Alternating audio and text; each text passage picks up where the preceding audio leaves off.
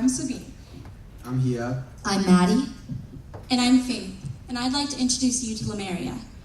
She was separated from her parents, her mother a drug addict, her father incarcerated. She is an 11-year-old in the foster system who is constantly being moved from home to home, has no money, and doesn't trust anybody. Lemeria is one of thousands of children in the Arizona foster system. Luckily enough, she was adopted after many years of uncertainty and being deemed a damaged good.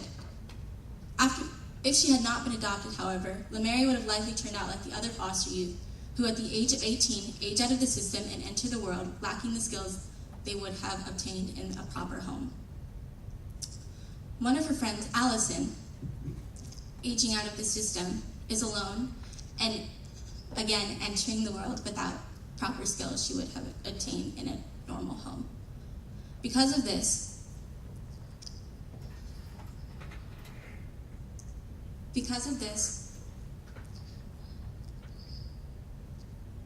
Allison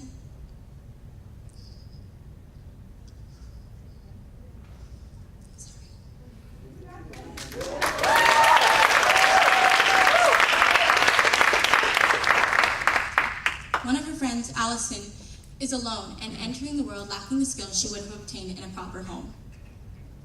Allison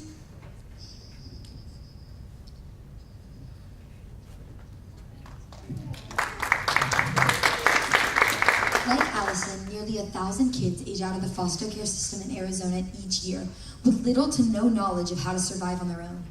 Most of them do not learn and practice simple concepts that allow them to become successful working members of society and fall into harrowing statistics. After leaving the system, less than 3% of foster youth achieve a higher education, and 25% are incarcerated by the age of 25. Due to the instability in the life of a foster child, rudimentary skills are rarely to never taught. Children often find themselves in strenuous situations and in a constant state of anhedonia. In fact, foster youth 18 or older are 2.5 times more likely to consider suicide and 4 times more likely to attempt. However, these tragedies do not have to be a reality. This is where we come in. The Grace Connection will provide support, connections, and a fun, safe place to spend time with peers and local groups in their journey to prospering as young adults. Partnered with the AFFCF, who will give us both foster youth in need of our services, as well as a facility to host our program, we will have an after-school program geared to who has teachers who already have the trust of these youth. This will instill a form of stability in their already hectic lives. There will be workshops in this after-school program which will be geared towards teaching them how to support themselves in a practical and financial manner. While they're doing this, high school students will tutor them to prosper educationally, and students from Grand Canyon University will volunteer to lead seminars so that they can understand how to apply to colleges and how to prosper once they get there, how to thrive once they get there.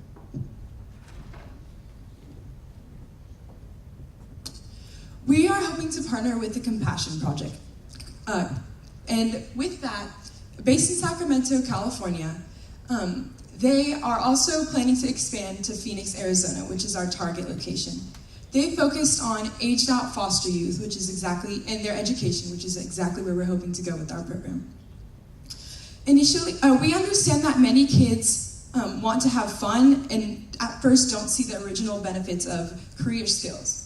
So we hope to combine extracurriculars such as arts and athletics, but also our main point is, like Heyab said, job skills and resume building that a lot of these kids don't already know about.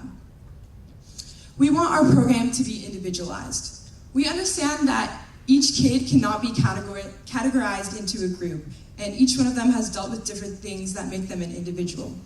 With the vocational skills, job advice, and interviewing tips, we hope to prevent the increasing numbers of homelessness and unemployment that you saw on the screen. We do not want our kids to be another statistic. We are practical because we will use existing programs such as Khan Academy that we even use ourselves. It will be a great aid to the student tutors and the teachers. We will not give up on our kids because we hope that they not only obtain a job, but retain this job. With this, we will assess them at the beginning of the program and the end to make sure that they really are ready to go into the workforce and follow up with their grades because we hope to see their grades improve. We want to see their emotional status improve because a lot of these kids have dealt with abuse and PTSD. Our main hope is that we can efficiently prepare and equip for a prosperous, individualized future so these kids are no longer dependent. Every foster child has a different story. Lemeria is my sister. She's my family. But her name is no longer Lemeria, but Grace, a representation of the grace God bestows on us and the grace we want to bestow on these young children. We are the Grace Connection. Together we overcome. Together we thrive.